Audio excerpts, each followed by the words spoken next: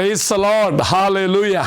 യേശുവിൽ ഏറ്റവും പ്രിയമുള്ള സഹോദരി സഹോദരന്മാരെ, ഇന്നത്തെ വചനഭാഗം, ഇന്നത്തെ വാഗ്ദത്ത വചനഭാഗം ഉണ്ണീശോയെ സന്ദർശിക്കാൻ പോയ 3 രാജാക്കന്മാരെ പറ്റിയാണ്. ഓർക്കുക, ഈ 3 രാജാക്കന്മാർ കിഴക്കൻ്റെ രാജാക്കന്മാരാണ്. യേശു ജനിച്ച കാര്യം അറിയുന്നുണ്ട്.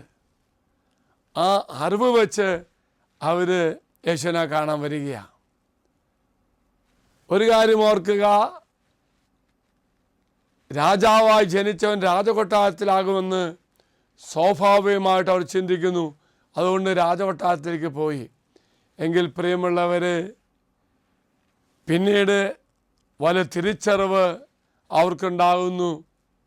ബേത്ലഹേമിലേക്ക് യാത്രയാകുക, ദൈവത്തിൻ്റെ തിരുമുഖം തേടിയുള്ള യാത്രയാണ്. ആ യാത്രയുടെ പര്യവസാനം യേശുവിനെ കാണുന്നുണ്ട്. യേശുവിനെ കണ്ടു കഴിയുമ്പോൾ ആ 3 പേരും പുതിയ വ്യക്തികളായി പുതിയ വഴിയിലൂടെ കടന്നു പോകുകയാണ്. ഈ രാജാക്കന്മാരെ പോലെ ദൈവത്തെ തേടിയുള്ള ഒരു യാത്രയാണ് എൻ്റെ ജീവിതത്തെ അർത്ഥം തരുന്നതെന്ന ചിന്തയോടുകൂടി ദൈവത്തെ തേടിയുള്ള യാത്ര നമുക്ക് നടത്താം. ദൈവത്തെ കണ്ടുമുട്ടി കഴിയുമ്പോൾ പുതിയ വഴിയിലൂടെ നടക്കുവാനും ഒപ്പം ദൈവത്തെ മഹത്വപ്പെടുത്തുവാനും നമുക്ക് സാധിക്കണം. അവരുടെ ജീവിതം ഒരു അർപ്പണമായി നടത്തുകയാണ്.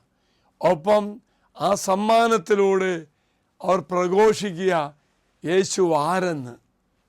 എൻ്റെ ജീവിതത്തിലൂടെ, എൻ്റെ പ്രവൃത്തിയിലൂടെ യേശുവിനെ പ്രഘോഷിക്കുവാനും യേശു ആരെന്ന് വെളിപ്പെടുത്തുവാനും എനിക്ക് സാധിക്കട്ടെ എന്ന് പ്രാർത്ഥിക്കുന്നു.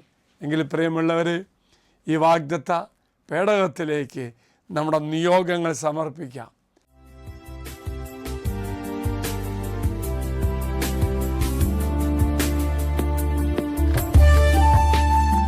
ഇത് നിങ്ങൾ സമർപ്പിച്ച നിങ്ങളുടെ എല്ലാ നിയോഗങ്ങളും അൾത്താരയിലേക്ക് അച്ഛൻ സമർപ്പിക്കുന്നു. നമ്മുടെ കർത്താവായ ശംശാകൃപയും പിതാവായ ദൈവത്തിൻ്റെ സ്നേഹവും പരിശുദ്ധാത്മാവിൻ്റെ സഹവാസവും നാം എല്ലാവരോടും കൂടെ ഉണ്ടായിരിക്കട്ടെ, ഇപ്പോഴും എപ്പോഴും എന്നേക്കും. ആമേൻ. ഒരു നല്ല ദിവസം ആശംസിക്കുന്നു. കർത്താവ് അനുഗ്രഹിക്കട്ടെ.